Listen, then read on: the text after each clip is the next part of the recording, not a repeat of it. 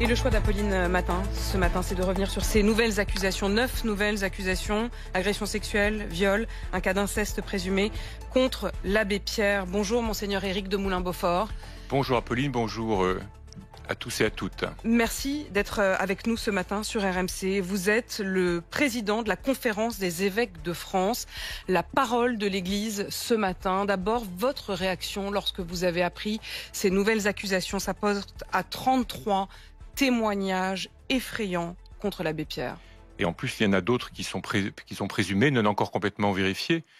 Donc ma première réaction, c'est l'horreur, vraiment, l'émotion. Et puis c'est de penser à ces personnes victimes qui ont parlé, qui nous racontent des choses vraiment effroyables, qui nous font à chaque rapport du cabinet, on franchit un seuil dans la découverte de ce que l'abbé Pierre a pu faire et du sorte de système qu'il semble avoir construit. Et donc ma première action, c'est vraiment de partager l'horreur des victimes quand elles repensent à ce qu'elles ont vécu, quand elles le racontent. Et on a entendu dans les différents documentaires qui ont été diffusés sur BFM TV, sur BFM et sur France 2 hier. Vraiment, on sent leur douleur et ce qu'elles ont porté pendant des années. Donc maintenant, elles peuvent parler. Et ça, c'est un moment très important. Il y a eu sur l'abbé Pierre des dizaines de biographies. Il y a eu je ne sais combien de films. Et toutes ces victimes n'ont pas pu parler, n'ont pas pu être entendues. Et ça, c'est une question que nous devons tous collectivement nous poser. Pourquoi est-ce que ces personnes n'ont pas pu parler jusqu'à maintenant? Ou parce qu'apparemment, certaines ont parlé, elles n'ont pas été entendues. Et quand vous dites « nous », est-ce que vous dites l'Église? Est-ce que vous estimez que l'Église a une forme de responsabilité et laquelle? En tout cas, l'Église, ce qui est certain, c'est que dans les années 55-57, on commence à savoir des choses sur le comportement sexuel de l'abbé Pierre.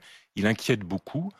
Mes lointains prédécesseurs essaient de faire des choses pour le limiter. Il est éloigné dans une clinique en Suisse. On essaie de limiter ses interventions. On essaie de prévenir l'autorité qu'il ne faut pas le mettre en avant. On l'envoie en Suisse dans une clinique parce qu'on pense qu'on peut le guérir. C'est peut-être une époque dans les années 60 où on croit qu'on peut guérir à travers des chocs électriques, ce genre de comportement. Mais l'abbé Pierre échappe à tout cela. Et ça, dans les archives dont j'ai demandé en septembre qu'on les ouvre aux journalistes et à la commission d'enquête historique que Emmaüs avait annoncé constituer. Dans ces archives, on voit bien comment l'abbé Pierre échappe toujours à toutes les mesures que l'on prend.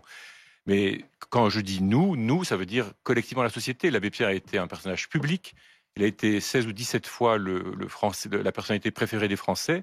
Il a largement vécu en dehors de tout cadre strictement ecclésial. Hein. Pendant des années, il n'a pas habité dans un presbytère, il n'a pas habité dans un lieu d'église. Donc le nous est beaucoup plus global. Il a circulé dans beaucoup de cercles. Mais évidemment, vous représentez, Éric de Moulin-Beaufort, l'Église de France. Est-ce que vous considérez aujourd'hui que l'Église a une forme de responsabilité? En tout cas, je considère qu'il faut aller jusqu'au bout de la vérité qui doit être faite. Ça veut dire et c'est pour ça que j'ai demandé, après en avoir parlé avec les deux vice-présidents de la conférence des évêques, j'ai écrit un signalement au procureur de Paris pour lui demander de réfléchir à ouvrir une enquête sur l'abbé Pierre.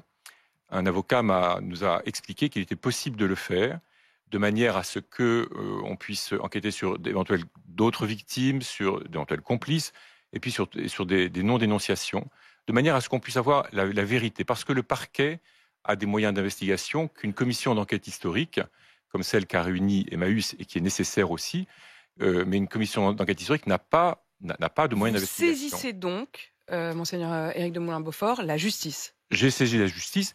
Nous le faisons d'ailleurs, nous, dans nos diocèses. Nous avons signé des protocoles avec les parquets.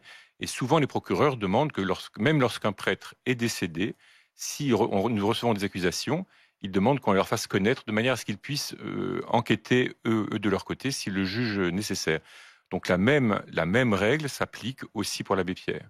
Est-ce que vous estimez qu'il y a un problème plus global dans l'Église, avec les hommes d'Église? Est-ce que vous vous dites que la question de la chasteté, la question du vœu de chasteté, est-ce qu'il y a une obsession sur la question sexuelle? Ce que l'on découvre de l'abbé Pierre montre je ne sais pas s'il faut appeler ça une immaturité, en tout cas un comportement sexuel qui n'aurait jamais été résolu qui n'aurait jamais été résolu par le mariage ou par aucune autre. Pour vous, ça dépasse largement la question du célibat ou de la chasteté. Le sujet, c'est ce que nous avons mis à jour, ce que la SIAZ a mis à jour. La commission indépendante d'enquête sur les abus sexuels dans l'Église, voulue par la Conférence des évêques et par la Conférence des religieux et religieuses de France. La SIAZ a mis au jour une proportion de personnes, de Français qui disent avoir été abusés quand ils étaient mineurs considérable. Ils sont à la fois dans l'Église, mais dans leur famille, mais aussi dans le sport, mais aussi dans toutes sortes de milieux. Et là, nous découvrons depuis quelques années une sorte de violence dans la sexualité qui mérite un travail de toute la société. Le mouvement MeToo le dit. Ça veut dire que vous saluez cette nouvelle transparence aujourd'hui, y compris au sein de l'Église, mais vous considérez en tout cas que ce n'est pas un problème lié au célibat ou à la chasteté. Pour vous, ça n'a rien à voir. Moi, je pense qu'il y a des facteurs propres à la vie dans l'Église, en particulier à la position du prêtre dans l'Église et aussi, il faut bien le dire, dans la société. Donc là, il y a vraiment toute une question d'autorité, de morale. Une question d'autorité, c'est une question d'autorité qui se transforme en pouvoir, et le pouvoir se transforme facilement en domination. On s'en rend compte avec horreur, je dois dire, et ça demande de notre part beaucoup de lucidité, mais on constate aujourd'hui, on ne peut que constater que les mêmes phénomènes se vivent dans toutes sortes de secteurs, celui de la politique, celui du sport, celui des médias, celui du cinéma, partout, dans tous les domaines de la société, nous sommes devant cette réalité. Et aujourd'hui, c'est un fait de civilisation. Aujourd'hui, les personnes victimes parlent. Et aujourd'hui, des faits qui étaient visiblement portés, en particulier par des femmes, en serrant les dents et en se résignant, eh bien aujourd'hui, ces faits sont dénoncés. Et je le considère que c'est un progrès. Vous dites ce matin à tous ceux qui nous écoutent, s'il y a eu des faits, qui que ce soit doit parler. Je ne dirais pas qu'une personne victime doit parler, parce que la parole de chacun lui appartient. C'est très difficile de parler. Pour avoir rencontré un certain nombre de personnes victimes, je sais qu'il ne faut pas croire que parler soulage immédiatement. Raconter ce qu'on a subi, c'est le revivre.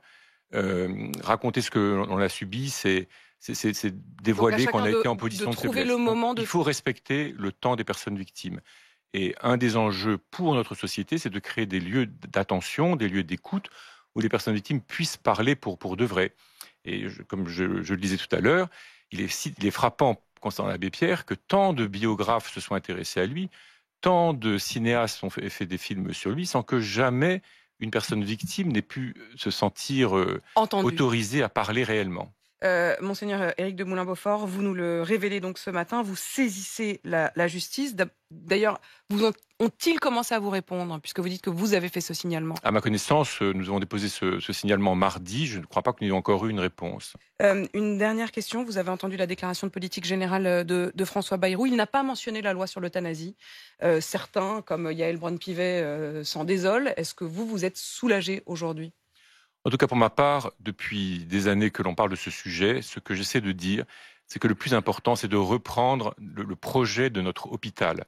Et en particulier, il y a tout un travail à faire sur les soins palliatifs et sur la culture palliative. Il ne suffit pas de créer quelques lits de soins palliatifs.